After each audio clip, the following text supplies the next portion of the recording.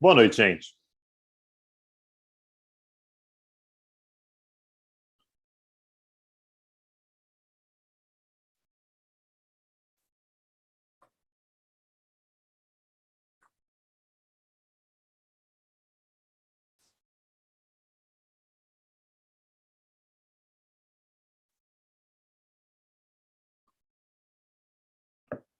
Já está ao vivo?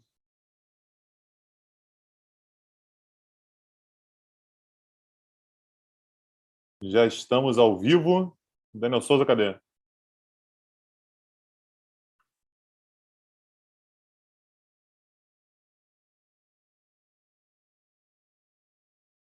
Tá lá no canal.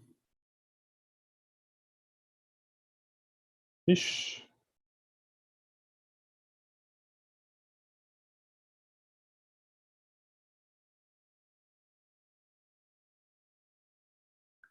Boa noite, gente.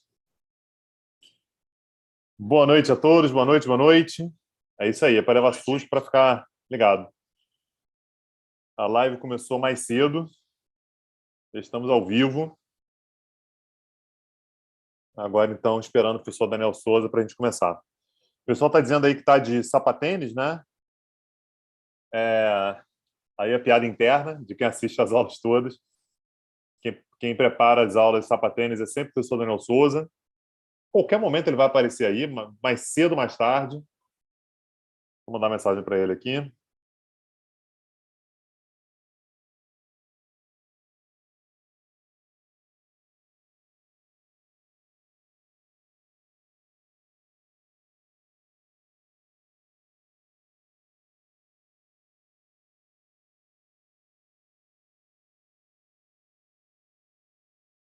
Qualquer momento ele está entrando aí.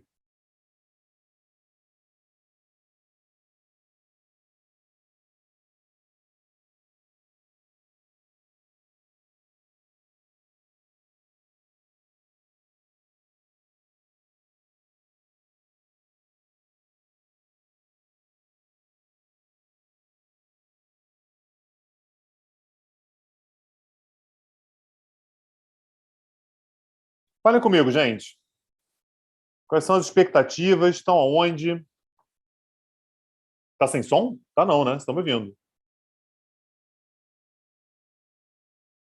Estão me ouvindo, gente? Estão dizendo que tá sem som aí, mas não é não, né?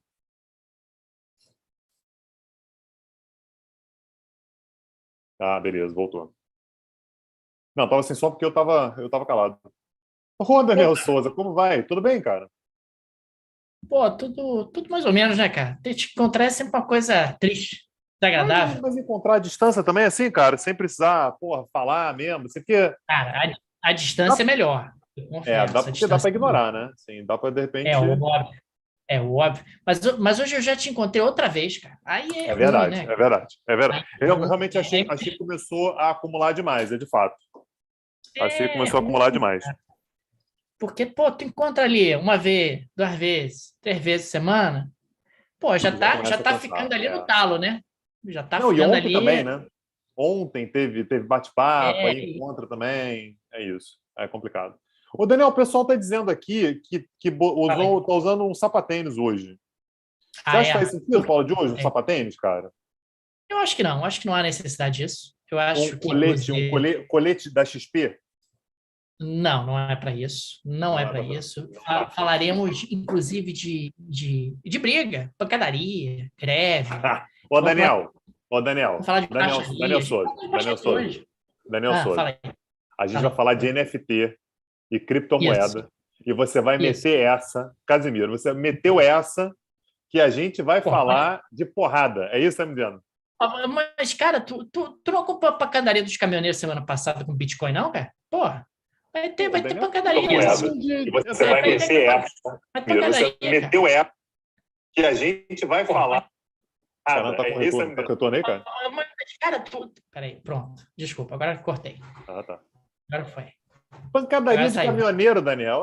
Porra, é meia dúzia de trocação, cara. Que tá doido. Quando É tem nada briga disso. séria, quem A, prepara a aula hoje, fron- você sabe muito bem disso, Daniel. a fronteira entre Estados Unidos e Canadá estava bloqueada por caminhoneiros que Daniel, estavam sendo municiados com Bitcoin. É isso. Vocês estão ouvindo o que você está falando, Daniel? Pancadaria na fronteira entre Estados Unidos e Canadá, É Daniel. isso. É isso. Pelo amor Pancadaria de entre os Deus, Estados Daniel. O Unidos e nome Canadá. disso é palmadinha, é palmada. É uma palmada no outro. Gui, as pessoas estão perguntando aqui se você ainda está investindo na criptomoeda da Venezuela, como eu te Firme, recomendei. firme e forte. Firme e forte. Ótimo, Minha ótimo, posição lá está extremamente sólida. Está caindo. Tem uns ótimo. 5 anos? Tem, mas Daniel, a hora que começar a subir, puta, ninguém me segura. Na E hora que vou começar a subir. subir, é loucura. Se isso não acontecer, pode ser que não aconteça, né? Pode ser que não Não, mas aconteça. Pode ser uma que hora você tenha acontece. caído num golpe Você, meu. você me garantiu que vai acontecer. Que vai Ah, acontecer. eu garanti para você porque, pô, talvez eu esteja te enganando. Não, não sabe. Você jamais saberá. Ou quer dizer, Eu saberá sei em algum falsificar a momento. sua assinatura e eu tenho um contrato que você assinou garantindo Ah, que os seus bens estão indexados nas minhas ações. Então, se eu perder tudo, você perde tudo aí também. rapaz, É isso. O indexado nas golpe é minhas esse. ações. O É. pessoal não sabe aqui, acho que é importante a gente abrir as internas aqui. Aqui é um tal, é um dando golpe no outro, gente. É o tempo todo. Nossa, é o tal puxar tapete aqui, puxa tapete tangui, não sei o quê. É isso aí, cara. Isso aí, É, essa o tempo todo. coisa animada.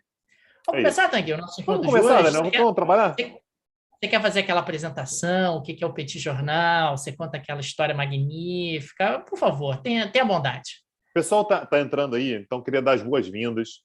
Quem já é nosso aluno, seja bem-vindo. Quem não é nosso aluno ainda, quem nunca ouviu falar no Petit Jornal e chegou aqui por causa do tema, né, um tema que chama atenção e tal, sejam bem-vindos.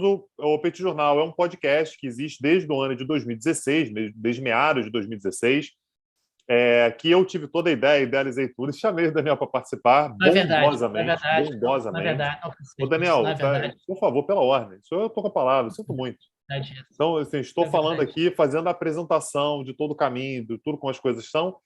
Então, Tá desde certo. então, a gente tem um podcast que tem por objetivo falar sobre assuntos de atualidade, política internacional e de economia, em colunas curtas, né? Essa sempre foi a nossa proposta, colunas curtas, bate-papos que de início o bate-papo tinha 10 minutos, né? 10 minutos a gente, fala aí sobre os assuntos mais importantes, então atualmente a gente está regulando ali na casa de 25 a 30 minutos por bate-papo, né? Então, uma vez por semana e tudo. E o projeto ele foi amadurecendo, né, Daniel? Ele foi ganhando envergadura, foi ganhando audiência, a gente começou a querer falar mais sobre determinados assuntos. Então, no ano de 2020, a gente iniciou uma nova empreitada, vinculada também, muito ligada ao podcast, que era o Petit Cursos, em parceria com o Clipe, em CACD. Então, está aqui, fica o nosso agradecimento aqui ao pessoal do Clipe, que está sempre junto com a gente na organização, que tinha por objetivo pegar determinados temas e desenvolver, sempre com um modelo próprio, né? Uma aula gratuita e 4 aulas de um curso, sempre na sequência. Então, o formato é sempre esse, de modo que a própria ideia de um petit jornal, ou seja, que não seja algo longo, ela se mantém mesmo nos cursos. Não é um curso de 20 aulas, 15 aulas, sempre 4 aulas. Então, uma aula gratuita, aberta para todo mundo, começa daqui. Então, se você está aqui, seja bem-vindo, aproveite, espero que curtam. E a gente sempre tem, portanto, depois um curso de 4 aulas. Já falando sobre tudo que possa imaginar, né, Daniel? Já falamos sobre China, já falamos sobre Índia, já falamos sobre Rússia, já falamos sobre Oriente Médio, 2 cursos sobre Oriente Médio, América do Sul, Mercosul, né? Já falamos sobre uma infinidade de assuntos. E esse curso agora, na verdade, essa aula que a gente está dando hoje, ela é uma certa diversificação dos temas sobre os quais a gente fala. Né? Hoje a gente não vai falar exatamente sobre temas internacionais e tal, a gente vai falar sobre uma nova forma de utilização dos ativos. Aí, Daniel, eu não sei nem explicar o que é isso aqui, né? Criptoativo e NFT. Aí você vai ter que dar um jeito de explicar sobre o que a gente vai falar hoje, né? Então, explica aí, Daniel, qual é a boa da aula de hoje? Ao longo do encontro de hoje, a gente vai poder entender um pouco melhor o que são esses conceitos e, acima de tudo, é importante observar que eles estão causando cada vez mais impacto na política. Ou seja, essa mistura entre política e economia me parece algo cada vez mais incontornável. E me parece que o Petit Jornal acaba fazendo muito bem essa mistura entre política e economia e os seus respectivos desdobramentos. A gente vai dar, inclusive, vários exemplos onde os criptoativos entraram na agenda dos governos. Na semana passada, no meio da confusão da Ucrânia, a Ucrânia estava aprovando ali, estava autorizando o funcionamento do Bitcoin dentro do seu território, por razões que a gente vai ver no nosso encontro. Nós tivemos também, na semana passada, há pouco eu falava dos caminhoneiros que estavam bloqueando a fronteira entre os Estados Unidos e o Canadá, e as criptomoedas entraram na agenda dos governos, porque elas estavam sendo ali uma forma, efetivamente, de você contornar algumas limitações impostas em função do que os caminhoneiros consideravam uma perseguição estatal, uma perseguição ao direito deles de livre manifestação. Então, vamos começar aqui pelo início, Tang. Tanto o NFT quanto o Bitcoin ou as criptomoedas em geral estão diretamente relacionados à tecnologia do blockchain. Blockchain, me parece que tem um nome até autoexplicativo. O blockchain acaba sendo uma corrente de blocos, só que uma corrente de blocos virtuais, né? Corrente de blocos virtuais onde você pode fazer ali uma série de registros. Então, se a gente pensar aqui no blockchain, o blockchain acaba sendo um registro virtual, um registro descentralizado e distribuído de transações, quer dizer, as diferentes transações eles podem ser registradas ali no blockchain, podem ser registradas naquele caderno de notas virtual. E esse blockchain ele é protegido por técnicas criptográficas. Acho que todo mundo já ouviu falar sobre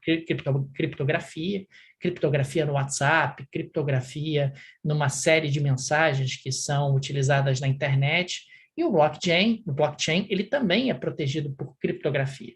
Então, você tem ali uma série de blocos encadeados, onde você vai registrando as transações que vão acontecendo, e essas transações elas ficam protegidas por criptografia. Na prática, é que nem no WhatsApp. Se eu mando um WhatsApp para você, só você vê o WhatsApp que eu te mandei, e só eu vejo o WhatsApp que eu te mandei. No blockchain acontece algo parecido. Se nós fazemos uma transação no blockchain, eu vejo a transação e você vê a transação também, mas o resto do mundo não vê. Pois é, eu acho que esse que é o ponto central aqui, né? Porque quando a gente fala sobre, por exemplo, o WhatsApp, Daniel, mesmo que você tenha um hacker, né? Essa é a ideia da coisa criptografada, né? Então, você manda uma mensagem, se um hacker, por exemplo, acessar o meu celular ou o seu celular, ele não vai conseguir acessar a mensagem, porque a mensagem está criptografada. E essa que é a grande preocupação quando a gente fala sobre transações digitais. Aí lembra, algumas gerações atrás, as pessoas tinham medo, por exemplo, de fazer transações pelo internet banking, né? Eu não vou pegar o aplicativo do meu celular e mandar dinheiro para alguém, porque você imagina a quantidade de fraude que pode ter e tal. Então, é um longo caminho até você construir essa confiança que a pessoa pode usar meios digitais para fazer algum tipo de transação. O blockchain, ele é uma evolução disso. Ele é o fato de que eu vou mandar um determinado ativo para outra pessoa e quem vai validar isso é o próprio blockchain. Não é um aplicativo do banco. É o próprio blockchain, de modo que não tem como, essa que é a garantia que é dada, não tem como o hacker, pode pensar no melhor hacker que tem por aí, ele vai tentar acessar essa transação e vai tentar interceptar, por exemplo, a transação, o ativo que eu estou mandando para o Daniel. E assim, é uma sequência de números, tá? Ele vai conseguir ter acesso a esses números e vai pegar para ele. Não tem como, porque essa validação não é feita pelo meu computador e pelo dele, ou pelo meu sistema operacional e pelo sistema operacional do Daniel. Ele é feito de maneira sistêmica, né? Então, dessa maneira, você cria uma confiança baseada em criptografia que é considerada absolutamente segura. Então, essa que é a grande inovação do blockchain quando a gente fala em formas de transação de valores ou de bens entre duas pessoas. Então, olha que ideia sedutora. Quer dizer, eu posso fazer uma transação comercial com o Tanguy, essa transação comercial vai ficar registrada no blockchain e, consequentemente, eu estou pagando o Tanguy através de uma criptomoeda, e ele vai poder pegar essa criptomoeda e fazer a transação com quem ele quiser. E o governo não vai ficar sabendo, e ninguém vai ficar sabendo. Talvez você já tenha observado alguns crimes digitais que acontecem quando hackers sequestram os servidores de empresas. Eles dizem, olha, eu para liberar o teu servidor quero receber tantos bitcoins. Me paga aí os bitcoins. Quer dizer, você vai pagar a pessoa vai receber os bitcoins e ninguém tem como saber quem é essa pessoa. Ninguém tem como saber quem é essa pessoa. O governo não tem controle sobre como essa transação aconteceu, porque essa transação ela está criptografada e registrada no blockchain. Isso aliás, vai além desse tipo de crime, né? Assim, crime, por exemplo, sequestro de dados. A gente, durante muito tempo, ouviu, por exemplo, o Estado Islâmico ele sequestra estrangeiros. E, de repente, sumiu. A gente parou de ouvir falar sobre isso. Só que continuava sendo, ali no vírus de 2019, 2020, a principal fonte de receita do Estado Islâmico. Você fala assim, pô, mas como é que a gente parou de ouvir falar sobre isso e continua sendo uma enorme fonte de financiamento? Porque eles começaram a negociar diretamente com as famílias e falaram assim, ó, quer que eu libere o camarada aqui? Bitcoin. Não passa pelo governo, não quero que passe por um sistema bancário, porque senão vai saber para onde foi, em que país que está, em que região que está, onde que está, vai ter algum dado, algum CPF que seja, vai ter que estar lá, algum endereço. Eu não quero nada. Então, só Bitcoin. A mesma coisa acontece com o tráfico de armas, por exemplo, tráfico de drogas. Você imagina, durante muito tempo, Daniel, uma das principais técnicas que você tinha para exatamente coibir tráfico de uma forma geral era exatamente o monitoramento financeiro. Eu não sei por onde que a arma está indo. Eu não sei para de onde a droga saiu, para onde que ela chegou. Mas eu sei que tem um dinheiro circulando, um dinheiro forte circulando. Dinheiro vivo circulando é muito perigoso, né, Daniel? Assim, dinheiro vivo circulando, a polícia encontra, a polícia pega, sei lá, de alguma maneira você encontra. O blockchain não tem como. O blockchain é irrastreável nesse sentido, por polícia, por Estado, por quem quer que seja. Então, olha o problema. Quer dizer, você está falando de uma técnica de investigação que sempre foi utilizada, a gente sempre ouviu falar do tal follow the money. No blockchain, através do blockchain, não há follow the money. Não tem follow the money. Assim como quando você faz uma troca de mensagens criptografada, a pessoa não tem como acessar essas mensagens criptografadas que foram trocadas, pelo menos em tese. Então, o que eu quero colocar é que o blockchain abre um universo novo. O universo aqui não é uma hipérbole, não é um exagero, é um universo de possibilidades. Claro que a primeira aplicação óbvia sobre a qual a gente está falando é a realização de transações comerciais, seja lá o que você entende por comércio, seja lá o que você entende por trocas que estão acontecendo. Mas o blockchain não precisa ser usado só para isso. Você pode registrar no blockchain, que é um bloco de notas literalmente encadeado e, consequentemente, com o histórico que vai sendo construído, você pode registrar trocas imobiliárias, você pode registrar obras de arte, e a gente vai falar sobre os NFTs que oferecem essa oportunidade. O blockchain tem várias possibilidades. O Bitcoin, as criptomoedas, são apenas uma dessas inúmeras possibilidades desse sistema descentralizado, ele não é uma plataforma, um sistema descentralizado de registros. O blockchain é, acima de tudo, um sistema descentralizado de registros, onde você tem a possibilidade ali de utilizar esses registros da maneira que você achar mais oportuno.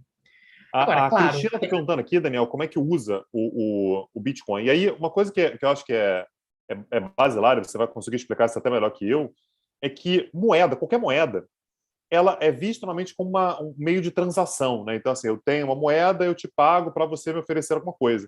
Mas a moeda, em última instância, ela pode ser considerada um bem também. Ela é um ativo, ela é algo que você compra e vende. Você compra na baixa, você vende na alta. Você de fato é um bem. É um bem, é um ativo que você pode comprar e vender, como um apartamento. No apartamento você compra, você vende. O valor que você comprou não é necessariamente o valor que você vai vender. Moeda é isso. E o Bitcoin tem exatamente essa característica. O Bitcoin é algo que você pode comprar, criptoativos, de uma forma geral, que você pode comprar, você pode vender pelo valor de mercado. E aí uma coisa que o Daniel vai chegar daqui a pouquinho, eu sei porque eu vi spoiler da aula, é o fato de que tem que ter, para isso funcionar, você tem que ter escassez. Né? Ou seja, não pode ser, todo mundo tem quanto Bitcoin quiser, aí não vale nada. Então, o Bitcoin ele tem a escassez, a gente vai entender daqui a pouquinho como é que é isso, mas o Bitcoin ele permite que, exatamente pela escassez, haja uma regulação do mercado para a gente conseguir saber se ele está valendo mais ou está valendo menos. Muita gente quer o Bitcoin, subiu. Porra, tá todo mundo preocupado, vai vender o Bitcoin. Desceu. Tá? Então é assim, eu estou respondendo para a Cristina, perguntou como é que usa isso, né? Dá para comprar coisas? Dá, você tem um Bitcoin, você comprou ele lá por $25 lá, sei lá, 5 anos atrás, hoje ele está valendo quanto, né? 45 mil, você vende. E aí você recebe $45 mil e você faz o que você bem entender com ele. Pode guardar, pode comprar um carro, pode fazer o que você bem entender. Agora, falando um pouquinho desses ativos, eu aqui perguntando no início sobre os ativos, o que são os ativos e tal. Ativos são elementos que têm valor, né? Valor de mercado, essencialmente. E esse acaba sendo um conceito essencialmente contábil, né? Tá lá no ativo da empresa, no ativo que eu tenho, que eu consigo registrar ali. E quando a gente fala de ativos, aí eu acho importante fazer essa divisão que esse quadro acaba fazendo muito bem, que vai ser bastante utilizada por nós ao longo do encontro de hoje. A gente tem ativos que são intangíveis, e aí o intangível é meio óbvio, quer dizer, ele não tem como ser tocado. É o caso do Bitcoin e das criptomoedas de uma forma geral, é o caso dos créditos de carbono. Eles são ativos, eles têm valor de mercado, mas eles não são tangíveis, você não tem como tocar neles. E nós temos também ativos que são tangíveis, é o caso do ouro, é o caso do papel moeda. E esses ativos intangíveis e tangíveis, aqui eu estou fazendo referência a ativos que são fungíveis, ou seja, que podem ser utilizados como meio de troca. Então, nós podemos ter meios de troca que são intangíveis e podemos ter meios de troca que são tangíveis. Tá? Então, por isso que a gente está tendo essa divisão. O Bitcoin, ele é um meio de troca, ele pode ser um meio de troca, assim como o crédito de carbono, que pode ser utilizado como moeda de troca, mas ele não é tangível, ele é intangível. Assim como o ouro, os metais preciosos, o papel moeda, são fungíveis, podem ser utilizados como elemento de troca, mas eles são tangíveis, eles podem ser tocados. Só que nós também temos os não fungíveis. Os não fungíveis são aqueles que não são moeda, mas têm valor. São ativos que têm valor. São ativos que podem ser transacionados, que podem ser comprados e podem ser vendidos. A gente tem os intangíveis, que aí o melhor exemplo é o NFT, sobre o qual a gente vai falar ao longo do nosso encontro de hoje. Quer dizer, o NFT, ele é um ativo intangível e não fungível, que não é utilizado como moeda. Mas claro que ele tem um valor, ele pode ser transacionado, mas ele não pode ser tocado, e ele também não é uma moeda, não é utilizada como elemento de transação. Ele vai ser trocado por moeda, e aí essa moeda, claro, pode ser utilizada como transação. E nós temos os não fungíveis, os ativos não fungíveis, que são tangíveis. É o caso de uma casa, é o caso de uma obra de arte, é o caso de um carro, né? Então, existe um certo paralelismo, e eu acho que esse paralelismo ajuda a gente a entender do que nós estamos falando. Da mesma maneira que existe o papel moeda, da mesma maneira que existe o ouro, que é tangível e é fungível, ou seja, ele pode ser utilizado como troca, como moeda de troca por diferentes bens e serviços, apareceu o fungível intangível, que são justamente as criptomoedas e os créditos de carbono, por exemplo. E da mesma maneira que nós tínhamos, e aí é a evolução que aconteceu agora, que nós temos os não fungíveis tangíveis, que era o carro, que era a casa, que era a obra de arte, agora nós vamos passar a ter os não fungíveis intangíveis.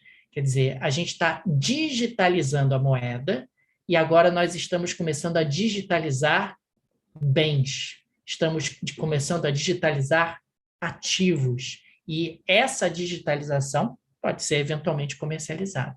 Então, no final das contas, e essa nomenclatura vai aparecer, nós temos o fungível, que é moeda, que é meio de troca, o não fungível, que não é moeda, que não é meio de troca, mas tem valor, e nós temos os tangíveis e os intangíveis. Os intangíveis, claro, são os digitais.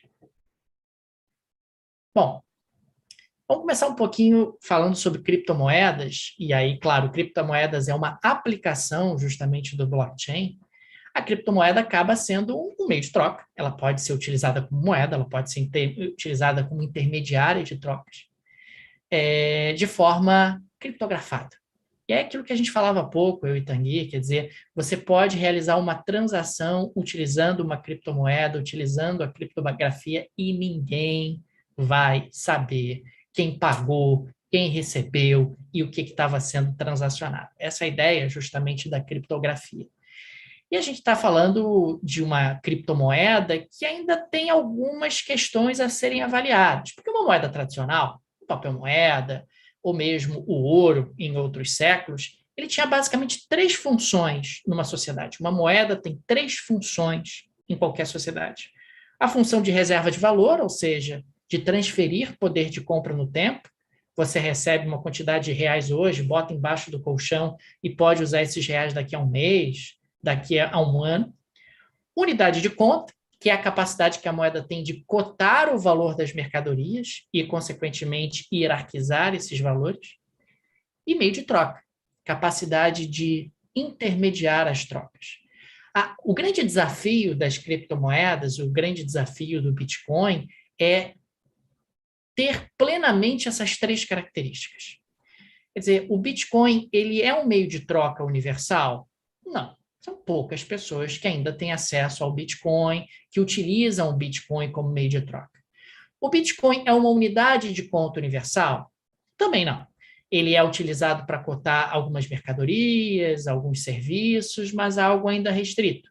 O Bitcoin é uma reserva de valor universal? Também não. Você não vai entesourar, pelo menos a maior parte das pessoas não utiliza o Bitcoin nem as criptomoedas como forma de entesouramento. Mas esse é o objetivo das criptomoedas. O objetivo das criptomoedas é, no futuro, utilizar de maneira plena e de maneira universal, cumprindo as três funções de uma moeda tradicional. Vai conseguir? Não vai conseguir? Essa é uma discussão, inclusive, que a gente vai ter ao longo do nosso encontro de hoje. Mas o objetivo está muito claro. Eu quero ter uma moeda criptografada sem qualquer tipo de controle governamental. O governo não consegue tributar, o governo não consegue monitorar, o governo não consegue emitir, o governo está fora da jogada. E aí os Inclusive, mais... só para lembrar, Daniel, que a Receita Federal, por exemplo, pede encarecidamente que você declare as suas criptomoedas na declaração do imposto de renda. Tem muita gente que tem medo. Assim, a Receita Federal dá medo mesmo, né, Daniel? Então, assim, a Receita Federal monitora tudo, sabe tudo e tal. Então, pessoas mais escaldadas, com malha fina e tal, vão lá e declaram. Pelo amor de Deus, eu não quero confusão, vai lá e declara. Não tem, a Receita Federal não tem como saber se você não declarar.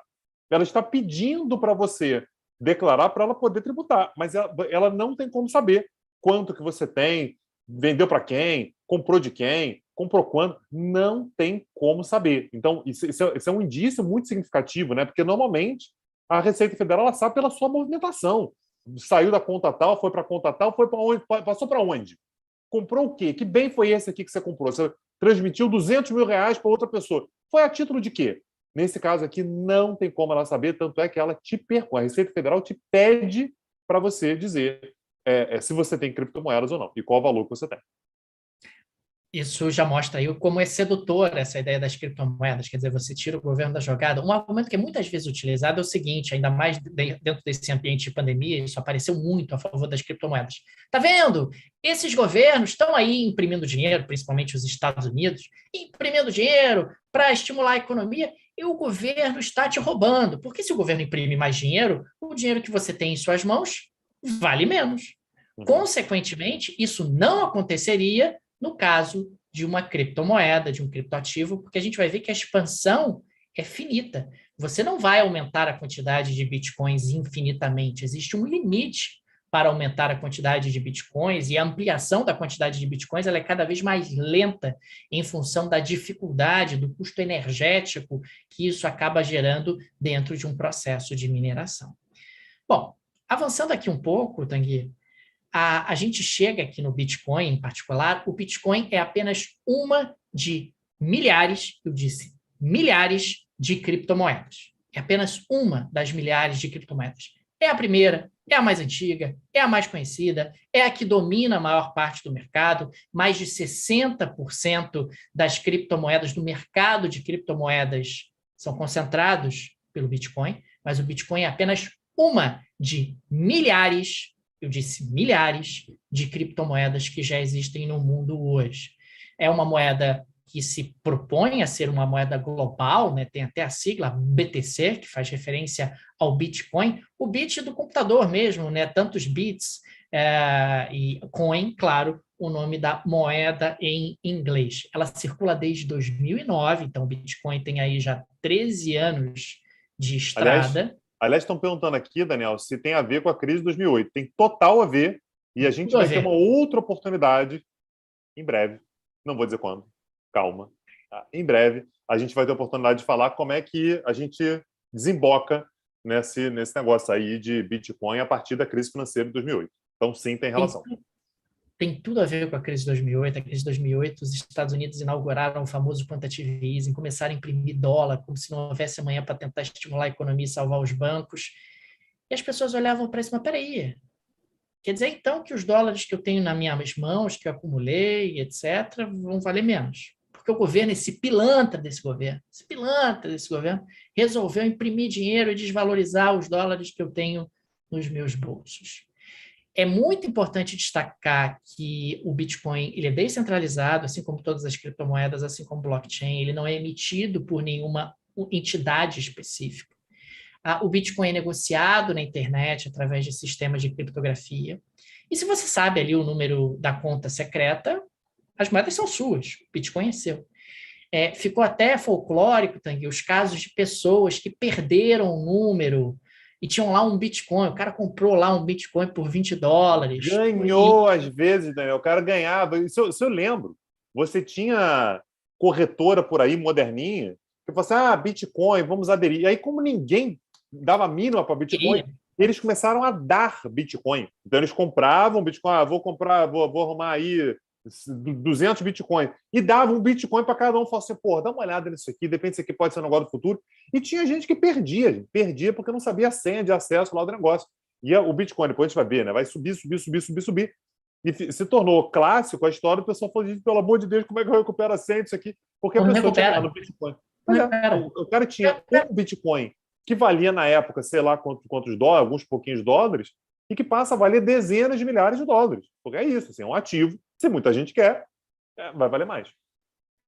Ou seja, perdi lá o pendrive, perdi o Bitcoin.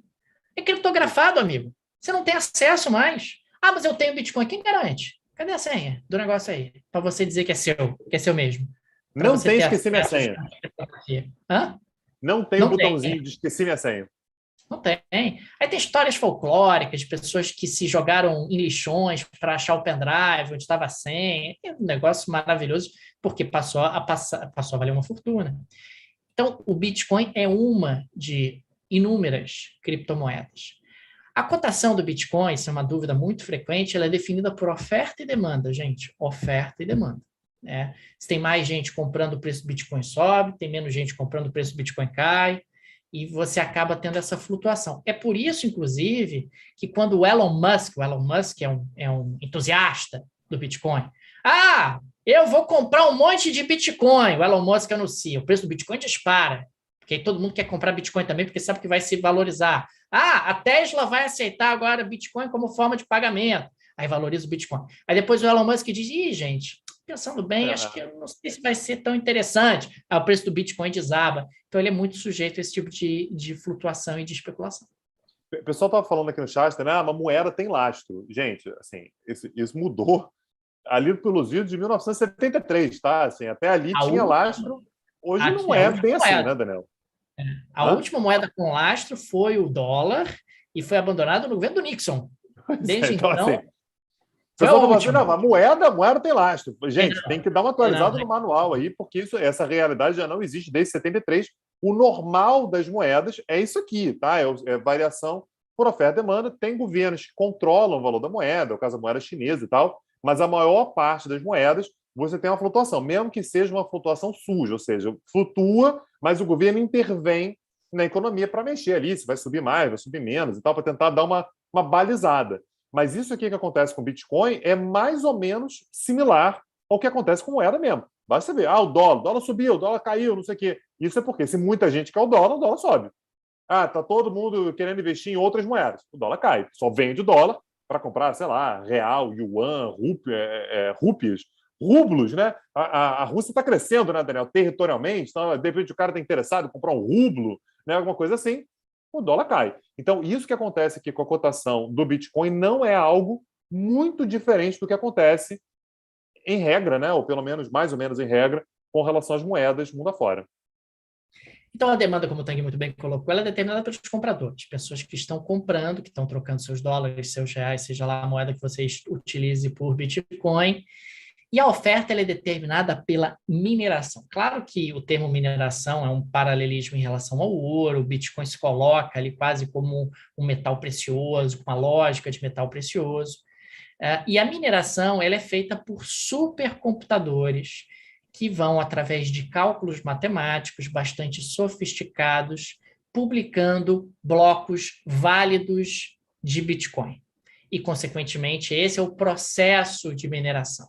Conforme o processo de mineração avança, a expansão vai se tornando cada vez mais difícil, os cálculos matemáticos válidos para a publicação de um novo bloco vão se tornando cada vez mais sofisticados, e a demanda de processamento e de energia para que esses cálculos sejam feitos é cada vez maior.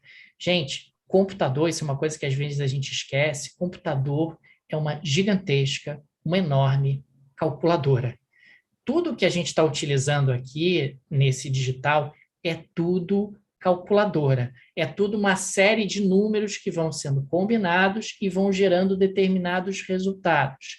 Tanto se alguém já fez faculdade de informática ou já estudou informática de maneira mais aprofundada, informática é matemática. Quando a gente fala de algoritmo, matemática.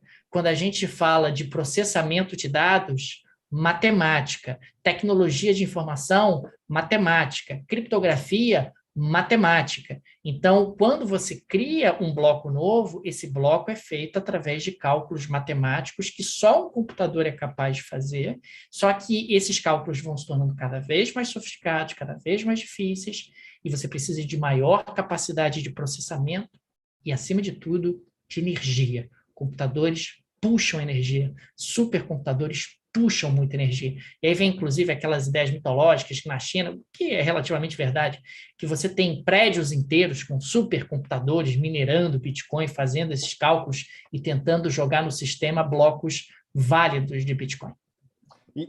Assim, mineração também tem a ver com o fato de que você pode falar assim, então vou fazer um investimento, vou comprar aqui 5 supercomputadores, vou botar na minha casa, vou arrumar um monte de Bitcoin e vou ver disso.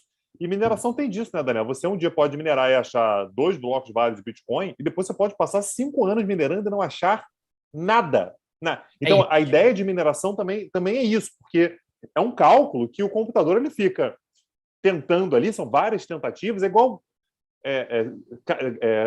cadeado com código, Daniel. E aí você esquece o código. E aí tem sempre alguém que fala assim, vou tentando um por um, né? E aí vai tentando.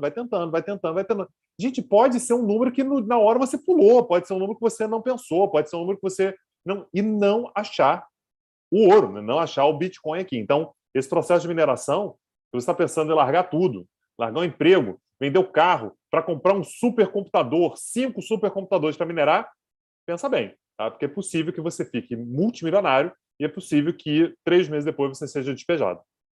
Exatamente como acontecia na mineração de verdade, né? Na mineração de ouro.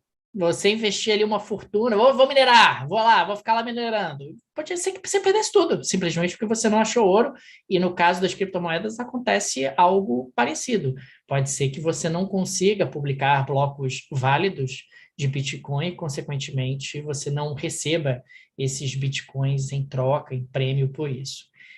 Então, na prática, o que acaba acontecendo é que as criptomoedas todas funcionam assim, só que o Bitcoin tem lá a sua cadeia de blocos e as outras criptomoedas têm as suas cadeias de bloco também.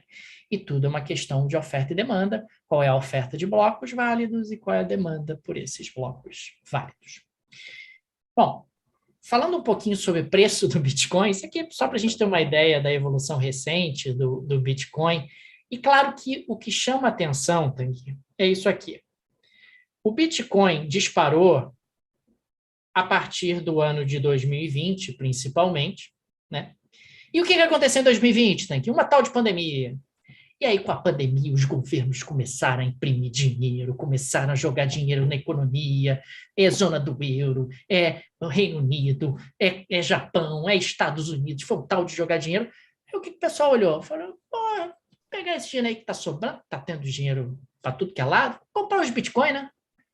Muita gente com dinheiro, olhando para o Bitcoin, vou me proteger desse governo, está acontecendo de novo aquilo que havia acontecido em 2008, só que agora com uma intensidade muito maior, vou me proteger desse troço, vou comprar Bitcoin. Se todo mundo compra Bitcoin ao mesmo tempo, o Bitcoin sobe feito um foguete. Agora, a gente observa uma certa volatilidade, né? O Bitcoin que chegou ali a bater $60 mil, um Bitcoin, afundou, foi lá a casa de $30 mil, aí depois subiu de novo, aí bateu lá nos $60 mil de novo, agora afundou de novo. Ontem, Tanguy, quando eu preparei essa aula, estava batendo $38 mil um Bitcoin, mas já chegou a bater 60. Cair de 60 para 38 não é pouca coisa não, gente. Porra, catastrófico, imagina. É uma catastrófico. O cara comprou mais de 60, caiu para 38. Então, é uma flutuação muito, muito significativa. E um dos aspectos que se coloca recentemente para essa queda do Bitcoin é a perspectiva de política monetária contracionista nos Estados Unidos e em vários lugares do mundo, mas principalmente nos Estados Unidos. Se os Estados Unidos vão tirar dólares de circulação, a tendência é que não tenha mais tanto dólar para ser trocado por Bitcoin e os dólares voltem a ser desejados e, consequentemente, o Bitcoin, que é um rival do dólar, não deixa de ser, ele acaba sendo menos desejado, menos procurado. E tem também o fato de que com a pandemia as pessoas acabaram migrando muito para a economia digital, né? Cada vez mais. Então, assim, alternativas digitais, formas digitais de transação começam a se tornar mais frequentes, mais populares também. O Bitcoin, portanto, acaba sendo muito estudado. Assim, muita gente começa... O Bitcoin já existia, de novo, gente, desde 2009. Né? Mas o Bitcoin se torna muito popular, assim, das pessoas conhecerem mais, conhecerem alternativas, como é que faz, como é que compra, como é que vende e tal, a partir da pandemia, exatamente por esse avanço da digitalização da economia. E aqui nós temos outros exemplos de criptomoedas também bastante conhecidas, que valem muito menos do que o Bitcoin. Né? Nós temos ali uma que vale 2.600, a outra vale 86 centavos, a outra vale 13 centavos de dólar. Essas são oscilações no dia de ontem, quando eu fiz esse print para ilustrar aqui a nossa aula de hoje, mas talvez você já tenha sido interpelado por pessoas que vão dizer para você: compra o Dogecoin é o novo Bitcoin, o Dogecoin que hoje vale 13 centavos, ele vai subir, vai valer $1.000, vai valer $5.000, vai valer $15.000, compra Dogecoin. Porque todo mundo fica querendo apostar que vai haver aí uma nova criptomoeda que será igual ao Bitcoin. O Bitcoin é passado, a capacidade de mineração está muito esgotada, então não tem mais como experimentar a valorização no Bitcoin. Tem que comprar Dogecoin, porque a Dogecoin está no início do processo. Né? A grande questão é se vai ter tanta gente assim, né, Tanguy, querendo comprar criptomoeda, querendo comprar Dogecoin, querendo comprar outras criptomoedas alternativas. Ô, Daniel, é pirâmide isso aqui, né? Pois é, tem algumas pessoas que dizem que porque se a criptomoeda não se viabilizar, é isso que eu quero dizer. Se o projeto dela não foi entregue, aquele de cumprir as 3 funções da moeda, aí pode ser que vire, não diria pirâmide, mas talvez uma especulação das tulipas holandesas, né? Acho que talvez seria mais aplicável. Todo mundo compra, aquilo sobe de preço, chega um determinado momento que você olha para aquilo e diz: bom, mas isso serve para nada. Ou serve para muito pouca coisa. Serve para muito pouca coisa. E aí o preço acaba desabando, você tem um ajuste muito, muito rápido. É uma possibilidade, sim. É uma possibilidade. A não ser que o Bitcoin e algumas outras criptomoedas se viabilizem. Todo mundo comece a aceitar Bitcoin, todo mundo comece a ter carteiras de Bitcoin. Aí a coisa atinge um outro patamar, que é uma aposta que algumas pessoas fazem também. Falando um pouco de riscos, Tanguy, riscos das criptomoedas em geral e do Bitcoin em particular. Tem alguns riscos, então, se você está pensando em pegar todo o seu patrimônio e botar em Dogecoin, pense outra vez. Se você está pensando em colocar todo o seu patrimônio em Bitcoin, pense outra vez 8 vezes. Até porque a moeda já se valorizou em excesso e ela tem muito mais espaço para cair do que efetivamente para continuar a subir dentro de um contexto de normalidade, pelo menos. Um primeiro risco, Tanguy, é o surgimento de criptomoedas concorrentes. Como eu disse, tem mais de 2.000 criptomoedas já no mercado e o tempo todo aparecem criptomoedas novas. O mercado pode ficar muito pulverizado e, consequentemente, ele pode ficar muito instável. E se você tem muitas criptomoedas, pode ser que você, no final das contas, não tenha nenhuma, porque é um negócio tão caótico você ficar trocando de uma criptomoeda para outra que nenhuma criptomoeda consegue efetivamente cumprir as 3 funções da moeda de maneira plena em algum momento no futuro. Em defesa das criptomoedas, você pode dizer o seguinte: olha, pode surgir quantas quiser, mas só vai ter espaço para 2 ou 3. É uma possibilidade. Todas as outras vão morrer na praia, vão desaparecer, vão se tornar extremamente irrelevantes. É uma possibilidade também quando a gente olha para esse cenário. A última vez que eu tinha lido sobre isso, Daniel, isso é um dado para mim é muito assustador, é que já há em valor de criptomoeda, só para a gente ter uma noção, quando a gente fala assim, um monte de criptomoeda vai sumir, vai ter 2 ou 3, já há em valor de criptomoeda mais ou menos o valor da economia mundial. O que é um negócio é muito assustador, né? Então você tem uma economia global que tem um determinado valor e o valor das criptomoedas, que mais uma vez é intangível, ou seja, esse valor ele é oferta e demanda, ele pode, essa criptomoeda agora vale 2 milhões. Tá, assim, não são 2 milhões que surgiram em valor de alguma coisa, não são 2 milhões em apartamentos, 2 milhões em automóveis, 2 milhões em computadores. São 2 milhões em valor. Então, que o valor das criptomoedas já seria o equivalente a cerca de 100% da economia global. Então, quando a gente está falando que, de repente, essa quantidade de criptomoeda que surgiu aí vai ter espaço para 2 ou 3, tenta imaginar o tamanho da perda que você tem de pessoas que estão colocando dinheiro, estão contando com aquela valorização e que, em um determinado momento, vão olhar e falar assim, gente, isso aqui não é para nada, porque ninguém quer comprar Dogecoin mais. Então, assim, eu peguei aqui 200 mil dólares e botei tudo em Dogecoin, não serve para nada, porque ninguém quer. Eu vou vender esses 200 mil dólares por 15 reais, porque não faz mais o sentido aquilo. Então, o que é importante a gente saber é que moeda, de uma forma geral, só vale enquanto as pessoas acreditam que vale. E esse que é o ponto crucial. Moeda só vale enquanto você acredita que vale. Todo mundo acredita que o dólar vale. Ora, então o dólar vale. A partir do momento em que você tem uma moeda que ninguém mais acredita, pega um cruzado, o Daniel tem quadrinho de cruzado em casa, cruzeiro, aquelas velharias todas. Por que o Daniel foi lá e colocou no quadro? Porque ninguém mais acredita que aquilo vale, porque falou, não vale mais. Então não vale mais. Virou Acabou. souvenir, né? Virou Virou souvenir. souvenir. Então, a criptomoeda nem para souvenir serve, né? Porque ela não existe. Não existe fisicamente. Então, quando fala aqui o surgimento de criptomoedas concorrentes, significa que, de fato, essas moedas elas podem, no imaginário das pessoas, deixar de existir e, na prática, deixar de existir também, porque ela simplesmente não faz mais sentido. E o que o Tanguy descreveu há pouco, caso isso efetivamente se confirme, esse derretimento de criptomoedas e um ajuste de grandes proporções, é a questão das tulipas holandesas, né, Tanguy? Quer dizer, todo mundo comprou bulbos de tulipas, as tulipas holandesas, você tinha lá um bulbo que começou a valer mais do que casa, em algum momento alguém olha para aquilo e diz, mas isso aqui é só um bulbo, o que eu faço com esse bulbo de tulipa? Né? E isso pode gerar um efeito manada reverso, né? Com uma desvalorização expressiva e, eventualmente, o mercado fica ali restrito a poucas criptomoedas.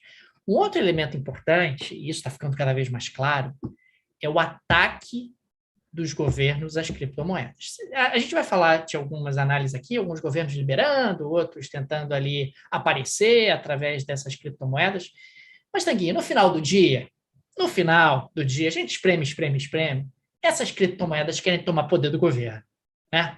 Então, mais cedo ou mais tarde, o que vai ter de governo, já temos alguns, que vão olhar para elas e dizer, eu vou caçar essas criptomoedas porque elas estão tentando tirar poder de mim.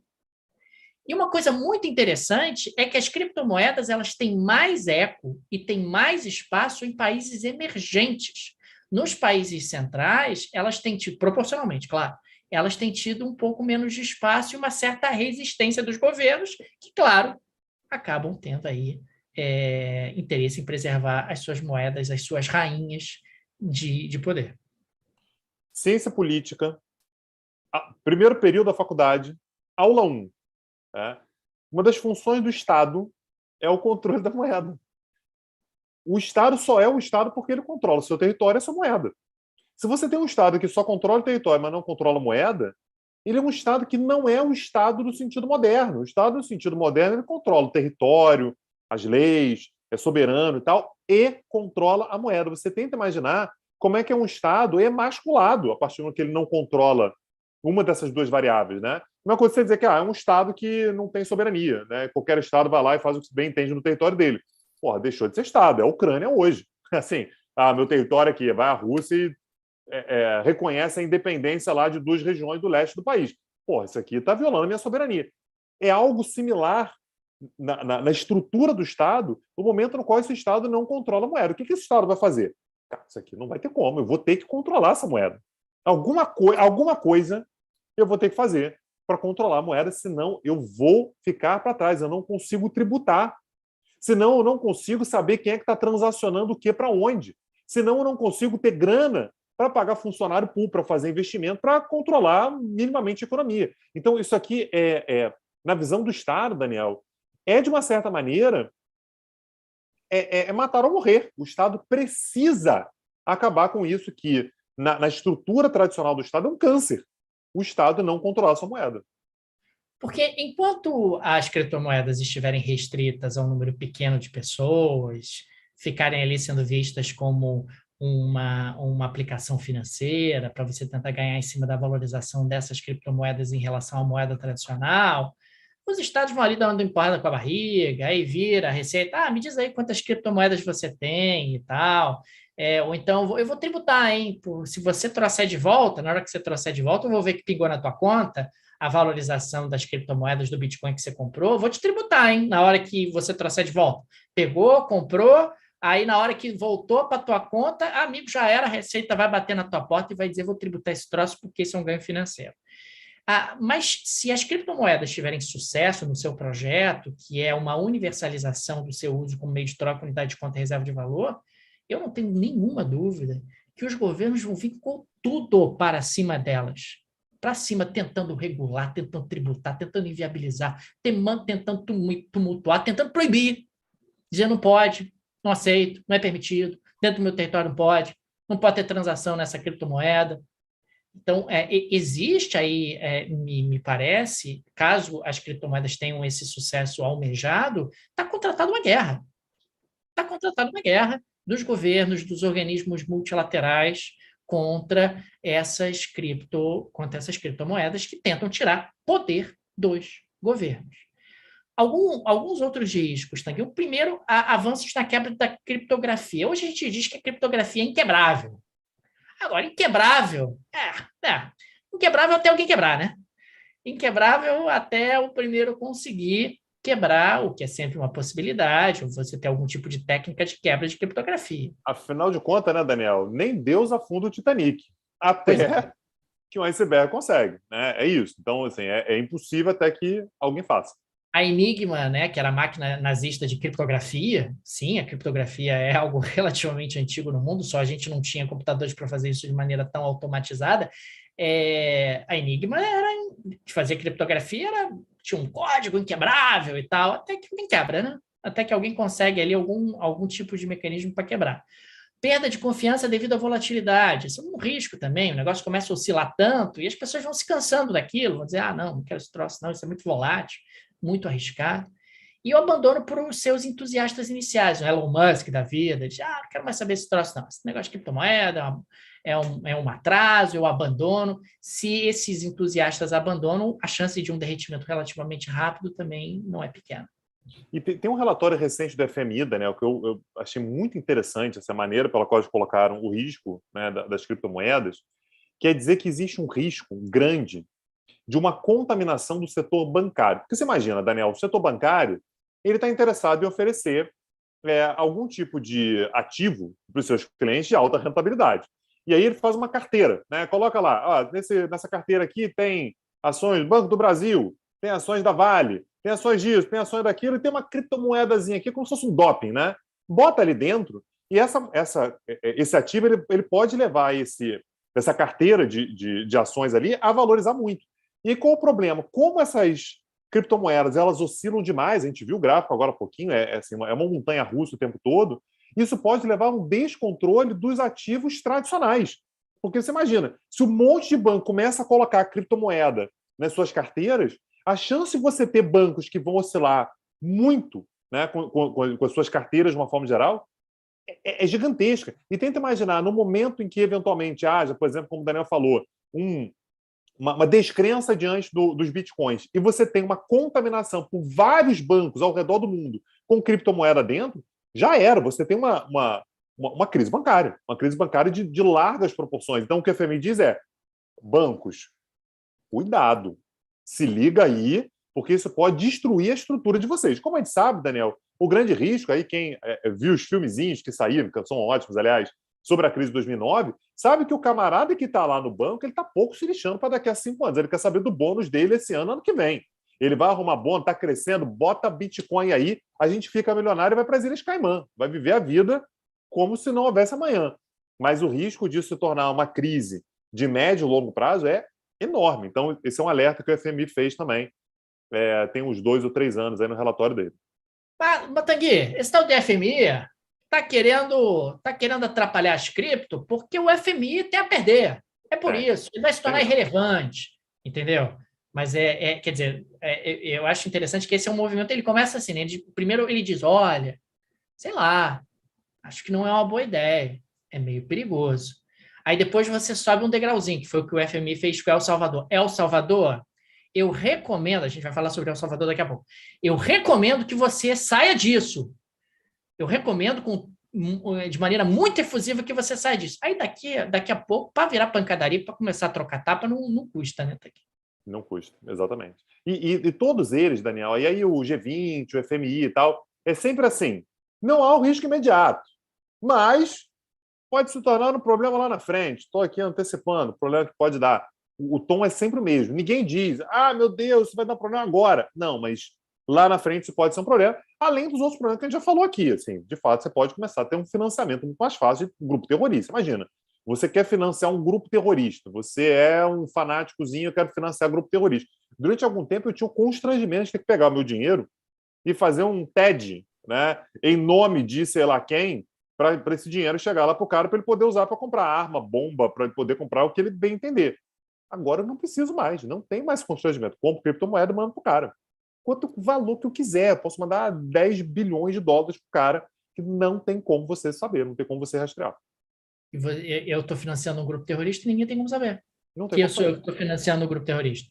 Né? Ninguém tem como vir atrás de mim, dizer que eu sou um criminoso, porque eu estou financiando, etc., porque não é rastreável justamente essa transação, essa doação, essa troca, esse financiamento, e assim por diante. Falando um pouco desse choque, né, Tang, com o poder nacional, é uma disputa de poder que me parece absolutamente contratada, né? Porque o governo perderia a possibilidade de fazer política monetária, que é uma das mais importantes políticas macroeconômicas a seu dispor, política monetária que pode controlar a inflação, ou então estimular a atividade econômica, ou regular o volume de crédito. Se as criptomoedas avançam de maneira significativa, isso compromete parcialmente ou integralmente, no limite, a política monetária que os diferentes governos podem fazer. Política cambial, os governos perdem a capacidade de utilizar o câmbio como elemento para incentivar as suas exportações ou utilizar como política de desenvolvimento. Capacidade arrecadatória, eu vou tributar como no tal do Bitcoin, eu não sei quem está ganhando, quem está comprando, quem está vendendo, o que está acontecendo no meio desse ambiente criptográfico que eu não tenho absolutamente nenhum controle. Contorno a decisões judiciais. Isso é maravilhoso. Você diz, pode não, hein? Pode não. Fulano tá... Mas pelo Bitcoin, eu chego na pessoa e contorno a decisão judicial e o juiz não tem como fazer nada contra mim. Porque o juiz fica ali sentado na cadeira dele, mas não sabe, porque o juiz não está vendo o que está rolando na criptografia e eu posso contornar as decisões judiciais. Olha bloqueio que situação anárquica pode... Bloquear contas. Como é que você fala para bloquear conta do Bitcoin?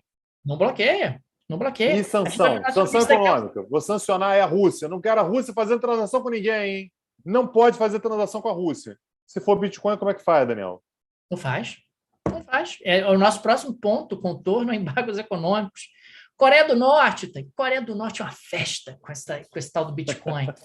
Contorno embargo, uma coisa maravilhosa, tá lá, porque no Bitcoin não tem como controlar o que está acontecendo em termos de embargo econômico.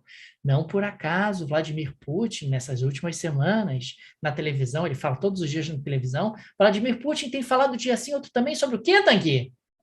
Criptomoedas. Olha, veja você, por que será que Vladimir Putin ficou tão interessado em criptomoedas, em falar para a população russa sobre criptomoedas? Veja você, Tanguy, coincidências que acontecem. Eu não sei. Será que tem alguma coisa a ver? Será que Vladimir Putin está vislumbrando embargos econômicos? O senhor está querendo macular a imagem daquele santo homem. Homem. Tal do Vladimir Putin só fala de criptomoedas nas últimas semanas. De um lado ele está entrando na Ucrânia, sendo ameaçado de embargo, do outro lado ele está falando de criptomoedas para a tua população. Sei lá, hein? Tô achando uma coincidência esquisita isso, o tal do Vladimir Putin. O Putin, só um minutinho. O Putin, ele está dizendo que entrou na Ucrânia, mas não sou eu que estou dizendo, não, hein? Ele está dizendo aqui que entrou na Ucrânia. Entrou na Ucrânia. Entrou na Rússia. É pá da Rússia. Sou Tanguy Bagdadi. Qualquer problema, vem atrás de mim. Tanguy Bagdadi, meu nome. Pode um homem metido com criptomoedas, você acha que ele vai achar mesmo que você é Tanguy Bagdadi, né? Você se liga, rapaz. Mas o cara sabe até seu tipo sanguíneo.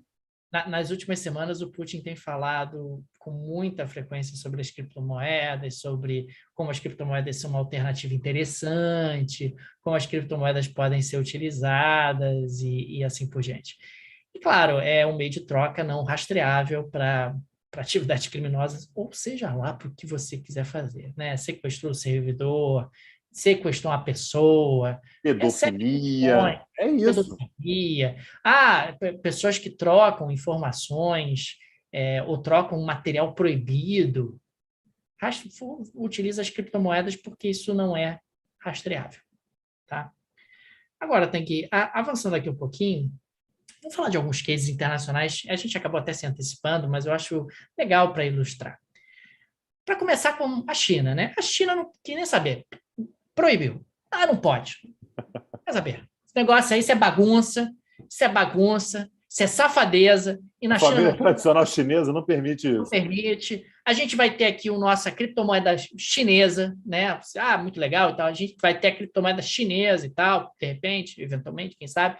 Mas esse negócio, essa safadeza não é permitida na China. Não é permitida na China. Não pode ter corretora de Bitcoin, não pode. Não pode trocar o Bitcoin pelo... Não pode. Não pode. Aqui não é bagunça. Aqui não é bagunça que nem esse Ocidente. Semana passada, tivemos em Ontário, no Canadá, greve dos caminhoneiros. Greve dos caminhoneiros, bloqueando ali a fronteira entre Estados Unidos e Canadá. E aí as pessoas, principalmente antivax, começaram a dar dinheiro para os caminhoneiros. Caminhoneiros, fiquem aí, tá aqui as doações para você, se alimentar, para você pagar o teu aluguel, porque, tu tá aí parado na fronteira para lutar pela nossa liberdade, então tá aqui, estou fazendo Pix, estou depositando na sua conta e tal.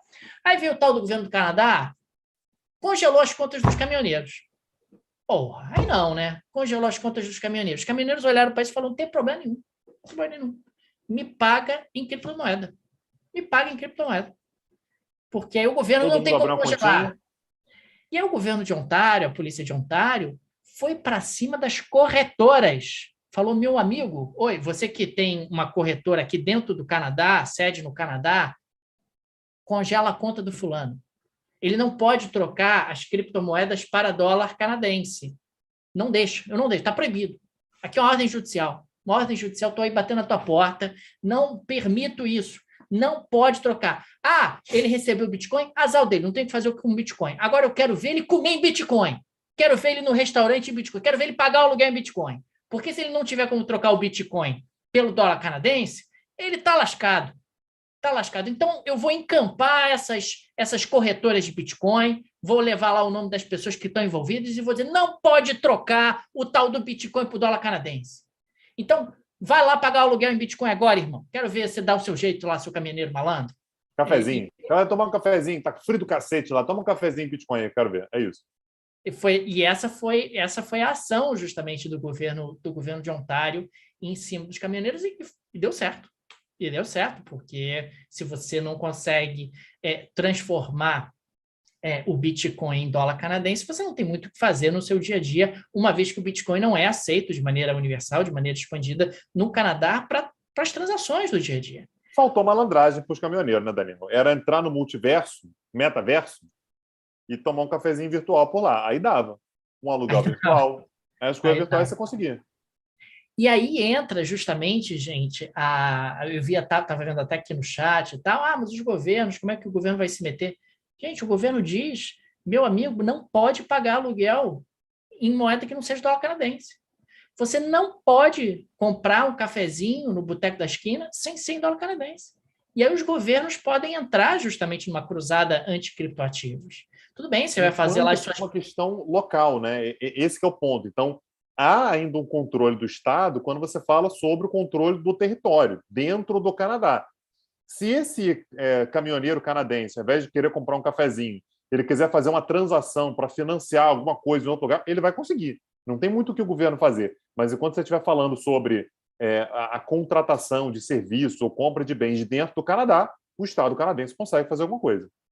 E aí você pode ter a coordenação entre estados também para justamente limitar. Olha, meu amigo, você não vai conseguir fazer, estou falando aqui de uma possibilidade futura, você não vai conseguir fazer suas transações no Canadá, não vai conseguir fazer suas transações na China, não vai conseguir fazer suas transações na França, vai para Marte, amigo, para gastar os seus Mas sempre vai aparecer o quê? Um país vai falar assim, ó, aqui pode. aqui pode. Aqui, ó, querendo, traz para cá. E aí o que vai acontecer com todo mundo que tentou fazer isso no Brasil, no Canadá, na Austrália, lá, e não conseguiu? Manda para aquele lugar que permite que o Bitcoin floresça. O que vai acontecer com esse país? Vai receber Bitcoin alucinadamente, vai receber investimento, vai receber grana, vai receber crédito, vai receber o diabo, e vai se tornar, portanto, um país rico. Você está descrevendo um paraíso fiscal, é isso? É isso. Ilhas Paraíso Caimã. fiscal 3.0, né? Paraíso fiscal 4.0, melhor dizendo. 4.0. Paraíso fiscal BTC. Agora, Ucrânia, Tanguy. Ucrânia, semana passada, aprovou o tal do Bitcoin. Achei também oportuno, né? Por quê? Os magnatas ucranianos estavam falando lá pro tal do Zelensky o seguinte, o irmão, ó, explicar uma coisa. A tal da Rússia está vindo aí, né? Então, e se a Rússia invadir nós, a nossa moeda vai virar pó, né? Ninguém vai querer a nossa moeda. Nem real então, vai ser. Claro. Então, vamos fazer o seguinte, aprova aí o tal do Bitcoin, que aí eu posso trocar todo o meu patrimônio para Bitcoin, e aí meu patrimônio está protegido, pelo menos eu posso levar os meus Bitcoins para os Estados Unidos, posso levar o meu Bitcoin para a Suíça, posso levar os meus Bitcoins para outro lugar, porque, né? Se o cara vier aí e destroçar o nosso país, o meu patrimônio vai virar pó. Então, por favor, Zelensky, eu sei que você é chato, ficou no ano passado, foi contra, mas agora aprova, né? Vamos aprovar esse troço aí. E foi aprovado na semana passada, na boca da invasão, Tanguy. Na boca da invasão, o cara falou, libera esse troço, libera as criptomoedas para o pessoal poder proteger o seu paraíso. Ou melhor, seu patrimônio. Coreia do Norte. A Coreia do Norte é antiga, né? Eu gostei que você veio com um corte de cabelo do Kim Jong-un, cara. Então achei oportuno também você falar sobre isso hoje. A Coreia do Norte contorna embargo. Tem isso é uma coisa maravilhosa. Você quer ajudar a Coreia do Norte? Pô, a gente pode fazer aqui as coisas boas. Bitcoin. E a gente faz Bitcoin. A Coreia do Norte inclusive, é uma das nações que trabalha, veja você, para tentar quebrar a criptografia do tal do Bitcoin. Mas sei lá por quê. Pirataria. Isso é verdade. A Coreia do Norte trabalha efusivamente para tentar quebrar a tal da criptografia, para roubar as carteiras de Bitcoin por aí. A Coreia do Norte está se especializando nisso. Mas é uma coisa maravilhosa que você pode contornar o embargo. Não pode fazer transação com a Coreia do Norte. Não pode em dólar. Né? Não pode em dólar. Mas em Bitcoin, irmão, dá para fazer. E não pode se os outros ficarem sabendo, né? Porque também tem isso.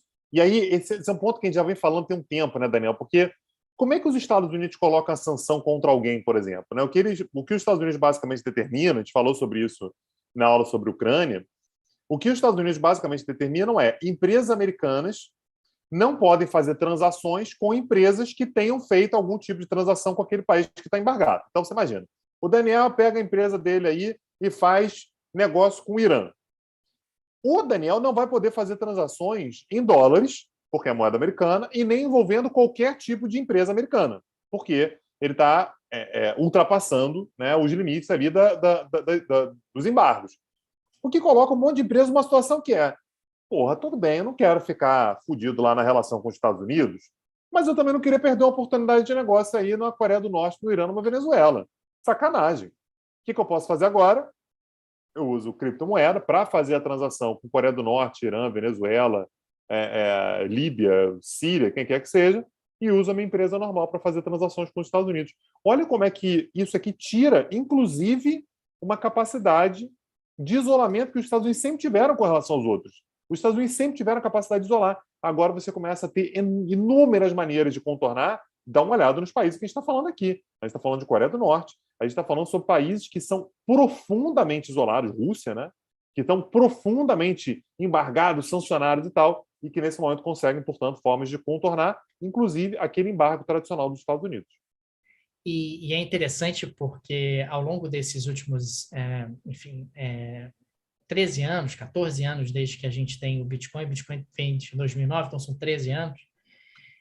Vocês repararam que de lá para cá, quando você ameaça o embargo econômico, a pressão não é a mesma? Ela fala, que coisa chata, embargo, né? Ah, que triste. Ah, vou ficar sem dormir. O Putin hoje, Tanguy, estava na tranquilidade. Exatamente. Ah, vai embargar? Ah, que coisa chata isso. Vai embargar, né? Eu vou perder acesso ao sistema financeiro europeu. Ah, chato isso. Mas mal sabem vocês, seus mandatários, que eu tenho como continuar fazendo as transações com a galera da Europa que quer fazer transações comigo, que não vai abrir a mão da Rússia, que é uma super economia, através justamente de criptoativos. Aí você pode se perguntar, puxa, mas os governos não sabem disso? Sabem. Mas tem que fazer o teatro, tem que dizer que está embargando, tem que dizer que está fazendo, que está acontecendo. Até porque a alternativa, Daniel, é simplesmente não fazer nada, né? Então tá bom. E tomou lá a Ucrânia. Tá bom, então vamos ver. Vamos pensar nas eleições de novembro. Não tem como um Biden falar que não vai fazer nada. Aí hoje ele anunciou lá um pacote de sanções. Né? Pacote de sanção, assim, Daniel. 10 anos atrás, pacote de sanção, de fato, era não tinha o que fazer. Não tinha o que fazer. Ia isolar o país. Lembra do Iraque na década de 90, né? O Iraque produzia petróleo pra cacete e ficou completamente à míngua. Não caiu Saddam Hussein. O Iraque ficou completamente destruído pelo embargo. Não entrava nada, não entrava absolutamente nada. O Iraque, só para vocês terem uma ideia, na década de 90, gente, a ONU criou um programa que era troca de petróleo por comida. Escambo. Olha aqui, eu vou te dar comida e você me dá petróleo. Não envolvia moeda, porque os Estados Unidos tinham embargado, não podia envolver nem moeda. Hoje, isso é absolutamente inimaginável. As criptomoedas são uma face disso. El Salvador, Tanguy. El Salvador resolveu aparecer, né? Sabe aquela coisa, quando eu estava na escola, a professora dizia, quer aparecer, pendura a melancia no pescoço. El Salvador pendurou a melancia no pescoço, que no caso foi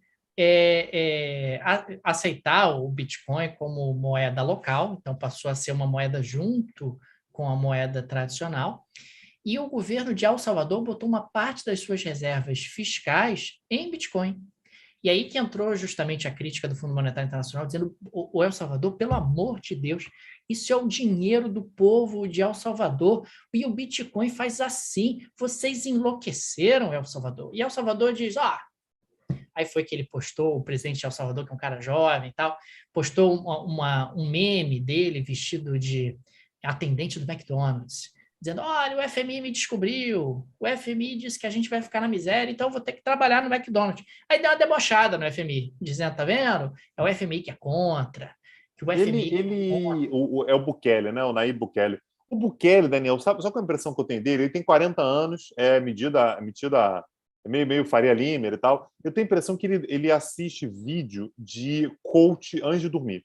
Eu tenho quase certeza disso, assim, antes de dormir, ele pega o celularzinho dele ali, bota no YouTube, assiste um coach, assiste alguém bem motivacional e tal, que é a cara dele, esse negócio de ser ousado, confrontador, pensar fora da caixa e tal. Isso é a cara do Bukele, só que ele é presidente de El Salvador, que é um país paupérrimo, né?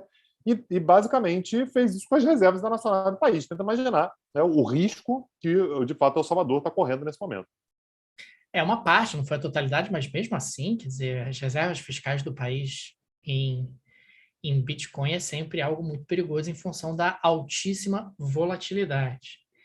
E a Índia? A Índia recentemente, Tang, resolveu que vai taxar em 30% os lucros com a moeda, com o Bitcoin, com os ganhos, mas aí como é que taxa? Entre a entrada e a saída. Entrou 100, saiu 200, 30% é meu, amigo, na hora que você voltou. Então, se voltar, você acaba tendo como tributar. E o governo da Índia, assim como vários outros governos, tem falado em lançar a sua própria moeda digital, a sua própria criptomoeda. Claro, cada governo pode lançar a sua criptomoeda, o céu é o limite. Mas aí tira justamente a ideia original, que era você ter uma moeda universal, uma comunidade internacional para esses criptoativos. Mas a tecnologia permite, né? Esse é o ponto. A tecnologia permite que isso seja feito. Não é a motivação original, mas que dá para fazer, dá. Permite infinitas criptomoedas. Avançando um pouquinho, Tanguy, vamos falar um pouco sobre NFT, né? Que agora é o termo da moda. E eu coloquei aqui essa bela imagem do Picasso. Pablo Picasso desenhou essa, não sei como Como é que é o definir, nome, Daniel? Eu não estou conseguindo ler aqui. Como é que é o nome que está escrito ali? Fulmer 5, de 1964. É isso. Eu pesquisei, você sabe que eu sou em termos de arte. Eu Arte eu sei, não não, e gosto. você, e não apenas arte, mas também a língua francesa. Eu sei que você é um grande entusiasta da língua francesa, né? É fumador, né? É fumador, né? O É, cara fumando ali. fumante, Então, não é fumante. Fumador não existe, fumante, né? Fumeur. fumante 5. Por que é fumante 5? Não entendi. Fumante 5. 5 é Ah, humano. ele deve ter uma série de quadros sobre fumantes. Eu não sei, não estudei isso, Deve ter não. o fumante 4, fumante 3, o fumante 2. Deve ter. Né? É, E aí tem aí essa. Como definir isso? Não é um quadro, tá aqui é uma gravura, né? Essa gravura. gravura, uma gravura do nosso amigo Pablo Picasso, e ela virou um NFT. Né? Ela virou um NFT, inclusive acabou gerando muita repercussão. E o NFT é um non-fungible token. Como a gente viu hoje no nosso encontro, ela é um não fungível, né? Porque assim como o apartamento não é fungível, assim como o apartamento, assim como um carro e tal, uma obra de arte também não é fungível. Só que é uma obra de arte digital, porque além de ser não fungível, ela é intangível, Uhum. porque ela é digital, ela não está ali presente Não na tem como forma, botar na parede. não tem como botar na A parede. graça é essa. Em bom português é isso. Então, aí você tem uma outra aplicação do blockchain, né? Você passa a ter um token especial criptografado que representa como um único. Então, nesse caso, é um registro que diz, olha, essa gravura, o fumante número 5 de 1964 do Pablo Picasso, é do Tanguy. É dele. É dele. Pô, Daniel, mas eu estou recebendo no ponto aqui, o Júnior de Castro está falando aqui para mim no ponto, que tá valendo na base aí dos 6 milhões de dólares. Eu não Essa vou aí, pagar 6 milhões. esse Eu não NFT vou está pagar valendo esses 6 6 milhões de milhões. dólares? Eu Ih, não rapaz. sei, Daniel. Eu acho que eu consigo usar para alguma outra, sei lá, um apartamento, 5 apartamentos, 6 apartamentos, uns 10 apartamentos, dá para comprar. Eu não sei, Daniel, não sei. Pode ser ignorância minha, tá? Mas eu acho que eu não ia pagar, não, viu? Então você tem lá um blockchainzinho, Tanguito, escrito lá, ó, o fumante número 5 do Pablo Picasso é do Tanguy. É do Tanguy, ele é o único dono. E aí você criou escassez, que é maravilhoso, porque só pode ter um dono. E aí você pode dizer para as pessoas, olha, tá vendo aqui? Aí você pode postar na sua rede social, você pode postar no Instagram, que nem o Neymar fez. O Neymar comprou uma NFT e postou nas redes sociais dele. Olha aqui, eu sou o dono dessa NFT e tal. Olha que coisa maravilhosa. E você é o dono, Tanguy. É o dono daquela NFT, você é o dono daquela propriedade digital. E aí você pode transformar em NFT o que você quiser. Eu achei maravilhoso que transformaram em NFT o primeiro e-mail enviado no Windows. Achei ótimo isso. Você é dono do e-mail. Dono do e-mail. Transformei o e-mail Ô, no NFT. Daniel, a primeira correção, os 6 milhões é essa aí do Neymar. Ô, Daniel, e a minha segunda observação, desculpa. As pessoas enlouqueceram. Por quê? É isso. Né? As pessoas enlouqueceram. Como é que você vai comprar o NFT do primeiro e-mail, Daniel? O nome disso é lavagem de dinheiro. A gente tem que esclarecer as pessoas, Daniel. O nome disso é forma de lavar dinheiro. Fala para as pessoas, explica isso para as pessoas, Daniel. Me conta, vai. É forma de lavar dinheiro. Pode ser. Tem o pessoal está dizendo que é fumador. Eu falei fumante, fumador. Você traduz aí, que está em francês, eu não entendo francês, é fumador, fumante. O pessoal entendeu, né? O pessoal entendeu o espírito da coisa. E quando o Tanguy está falando de lavagem de dinheiro, existe uma expectativa que esses NFTs, pelo menos os mais interessantes, claro, porque agora está tendo NFT de tudo, né? E aí você bota para vender. Se alguém comprar, comprou, né? Esses NFTs mais diferenciados, digamos assim, eles tendam a se valorizar no tempo, assim como acontece com as obras de arte, né? E assim como as obras de arte são utilizadas para lavagem de dinheiro, os NFTs também poderiam ser utilizados para lavagem de dinheiro. Ou seja, você diz, eu enriqueci não foi através do tráfico de drogas, eu não enriqueci através da corrupção, eu enriqueci através de um NFT que eu comprei e se valorizou, né? E por isso que a lavagem de dinheiro pode ser utilizada através dos NFTs. Claro que quem Ainda defende vai mais falar, porque é absolutamente intangível. Então, eu posso comprar um rabisco e falar assim, comprei esse rabisco aqui por $10 e estou vendendo esse rabisco agora por $12 milhões. E não vai ter quem vir para você falar assim, mas isso aqui não vale $12 milhões. Meu amigo, o macaco da pintura lá do Neymar não vale 6 milhões, mas alguém pagou 6 milhões, logo vale 6 milhões porque alguém pagou. Então, esse que é o ponto. O fato de ser intangível tem essa característica também. Agora, Tanguy, o que você está criticando no NFT é um problema que também existe nas obras de arte. Quem é que garante Total. que aquela obra de arte que é um rabisco, que tinha lá uma tela física, vale aquilo, né? E se você pegar em operações de corrupção, inclusive no Brasil, se você pegar inclusive algumas apreensões feitas em diferentes esquemas de corrupção, volta e meia a Polícia Federal encontra obras de arte que são utilizadas para lavagem de dinheiro, né? Que você compra e depois você revende e diz que o seu enriquecimento foi através da valorização da obra de arte, que ao longo do tempo tende a acontecer. É por isso que tem havido esse oba-oba nos NFTs, porque tem muita gente dizendo, vou comprar um NFT baratinho, e ele vai, ao longo do tempo, se valorizando e tal. Mas não é todo o NFT que vai se valorizar ao longo do tempo, porque, tudo bem, as pessoas querem ter um NFT do Picasso. Legal, coisa bacana, eu sou dono de um NFT do Picasso. Mas você pode transformar qualquer coisa em NFT. Então, você é um fotógrafo, você pode transformar as suas fotografias em NFTs. Você faz lá o upload e você transforma aquilo num token e diz, está à venda. Quem é que quer ser o dono dessa fotografia? Se você é um bom fotógrafo, pode ter um monte de gente, ela pode valer uma fortuna. Se você é um fotógrafo medíocre, ela não vai valer nada. Exatamente como acontece com fotografias originais, com fotografias no mundo real. Tá? Agora, de novo, a gente está falando de criação de blockchains, está falando justamente de uma validação por criptografia, está falando, de novo, de todo um esforço computacional, de todo um esforço energético, isso está longe de ser algo trivial. Esse é um dos NFTs que o Neymar comprou, Tanguy. Tem 2, né? Ele comprou 2. Eu achei, sei lá, é bonito, você acha, Tanguy, essa obra de arte? Você Pô, curtiu? Daniel, eu não consigo nem curtir a vibe, porque assim, o homem comprou, pagou $100 milhões.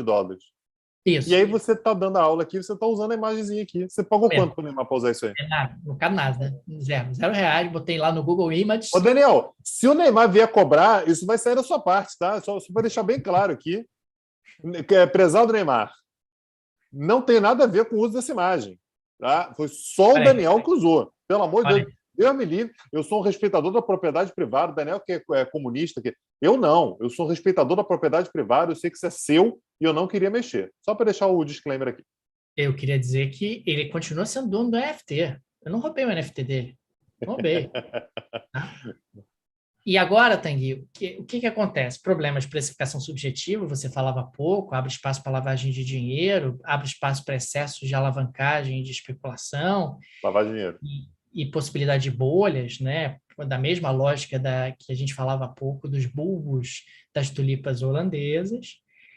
E um problema que está se tornando relativamente sério, Tanguy, é a captura da propriedade alheia. Que é mais ou menos o seguinte, ó, você pega uma foto que não é sua e bota lá para virar NFT.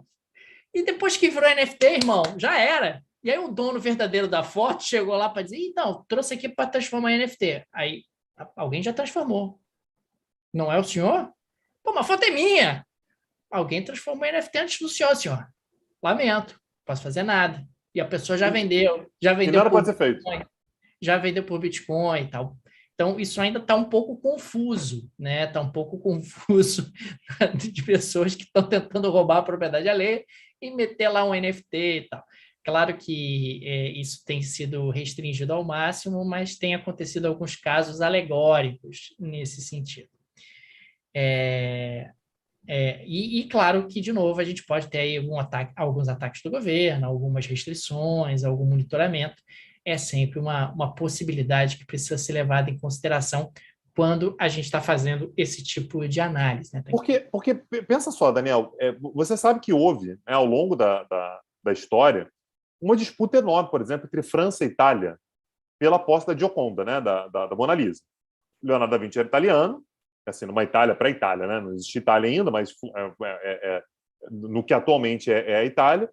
Mas passou a existência praticamente toda na França. Tanto é que você teve um determinado momento que um cara roubou, levou para a Itália de volta, um negócio meio nacionalista ali, para que a Mona Lisa estivesse em solo italiano. Logo, a questão de onde a obra de arte está sempre fez muita diferença, né? Você imagina, agora você tem a possibilidade de ter um artista brilhante, pensa aí, um artista brilhante, um artista fantástico, assim, um artista, o melhor da geração dele, produzindo artes gráficas inacreditáveis, e isso não render absolutamente nada para o Estado. Porque o Estado ele não tem como botar no museu que vai gerar visita, que vai gerar turismo, que vai gerar tributação.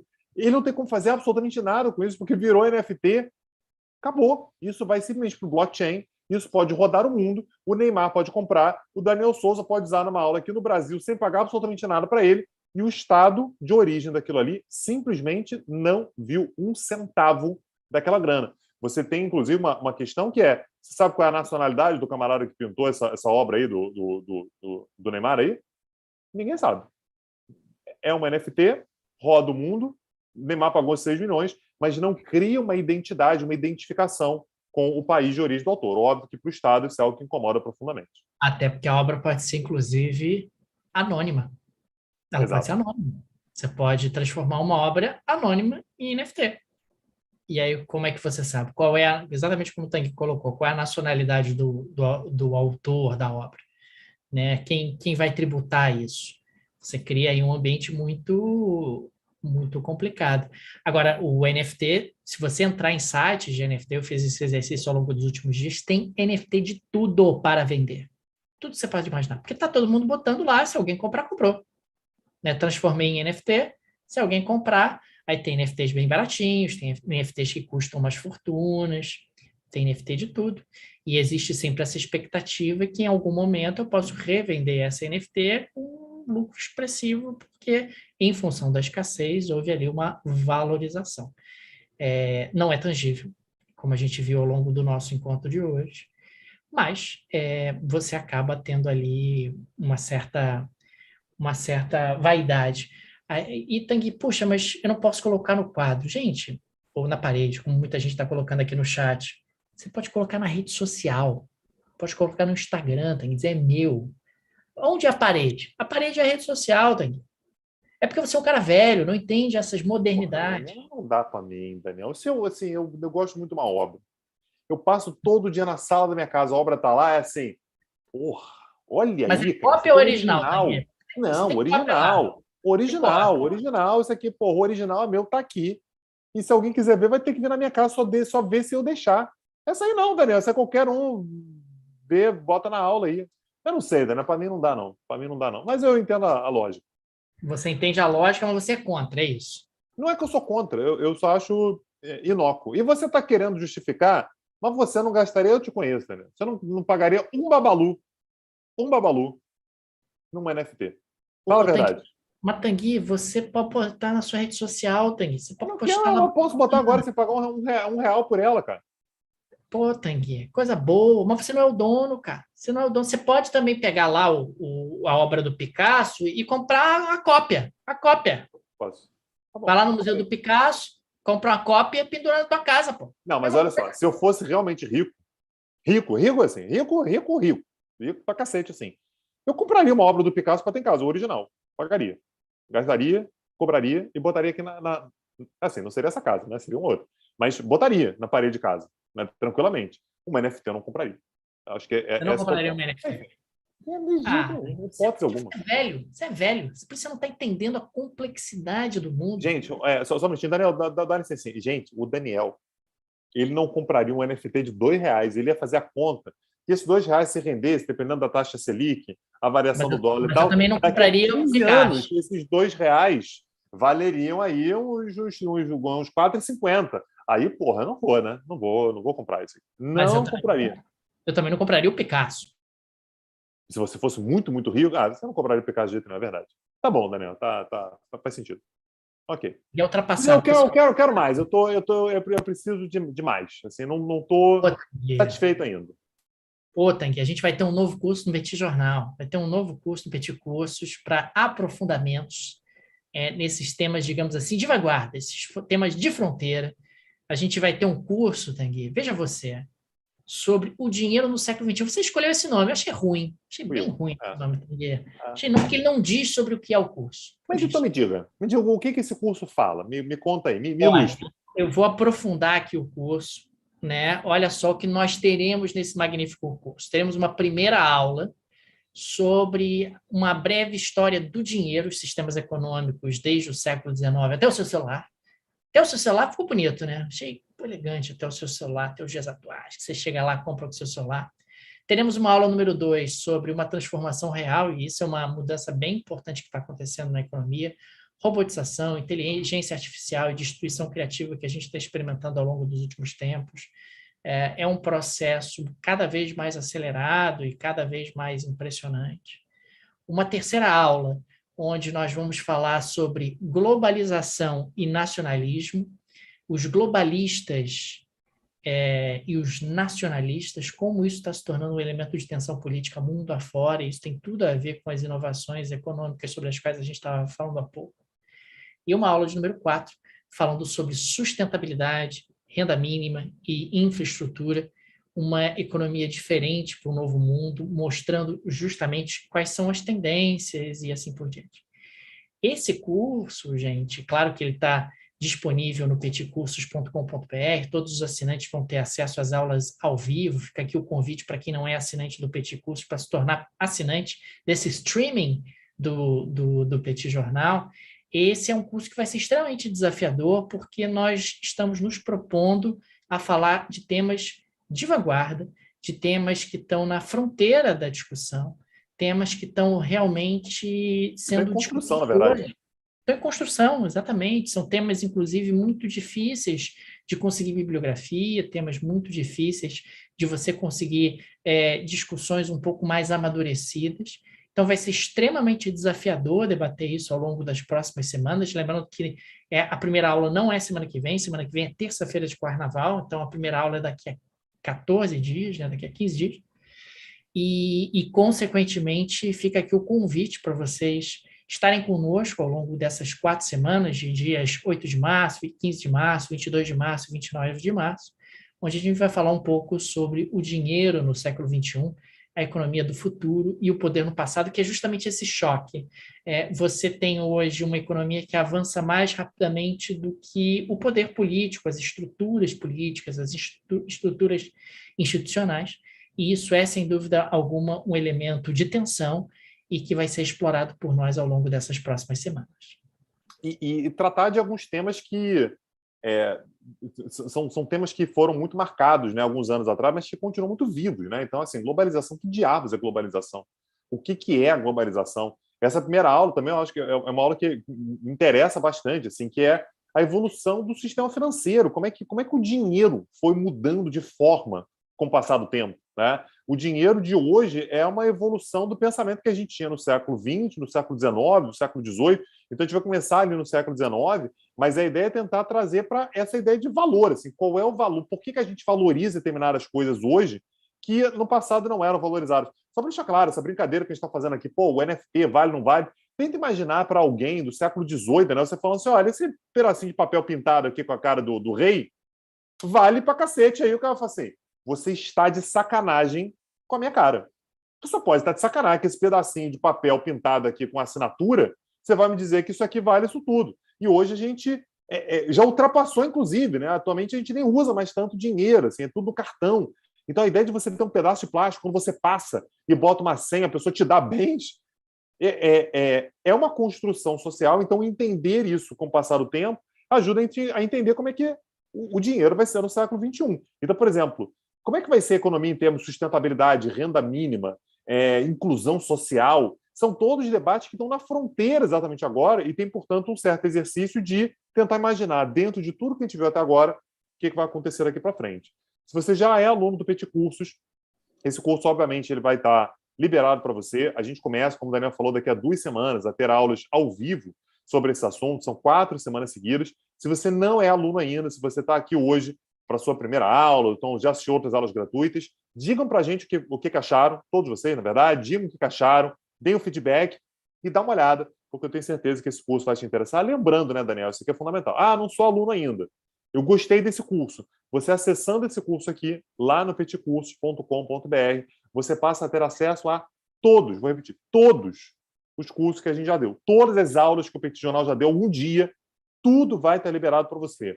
Rússia, China, Índia, Balcãs, Turquia, tecnologia, Oriente Médio, tem 2 cursos de Oriente Médio, Mercosul, América do Sul, tudo vai estar disponível para você. Então dá uma olhada lá, porque eu tenho certeza que você vai curtir não apenas esse curso aqui, mas os cursos anteriores também. Aliás, carnavalzão chegando aí, né, Daniel? Carnaval, que tem carnaval, mas não vai ser carnaval. Aquela maratona, né? Assiste 2 cursinhos aí. Na verdade, dá para assistir um curso por dia, um curso a cada 2 dias. Dá uma maratonada aí, que eu tenho certeza que você vai curtir. Agora, Tanguy, vai ser bem desafiador, cara, porque falar sobre.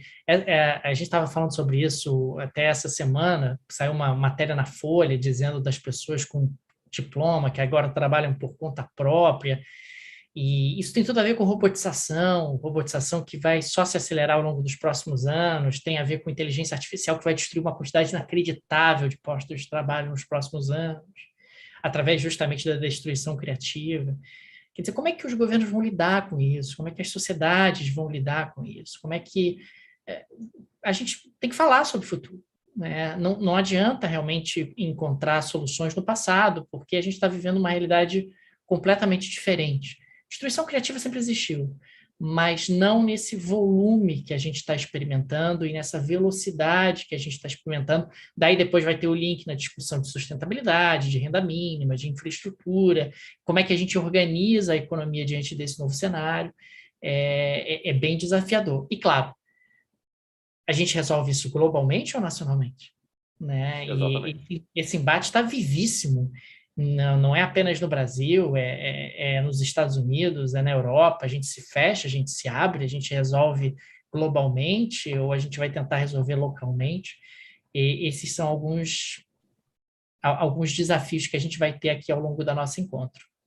Então acessa lá, petcursos.com.br. Se você está assistindo ao vivo, o link está lá no chat, né? Clica lá, o pessoal já botou o link lá no chat. Se você não está assistindo ao vivo, está assistindo em algum outro momento, seja bem-vindo. www.petcursos.com.br. Muito obrigado para você que está assistindo essa aula. Indica a aula para o amigo, para o colega, vizinho, para os pais. Pô, estou falando aqui de NFT, não faço ideia do que seja.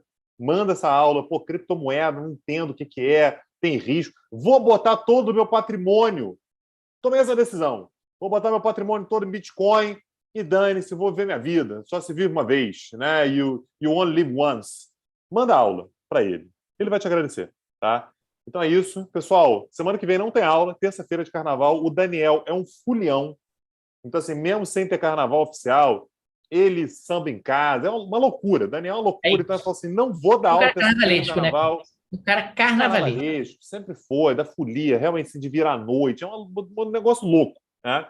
Então, só daqui a 2 semanas, no dia 8 de março, Dia das Mulheres, a gente volta para dar a primeira aula sobre uma breve história do dinheiro, né, para a gente falar sobre essa evolução da grana ao longo do tempo.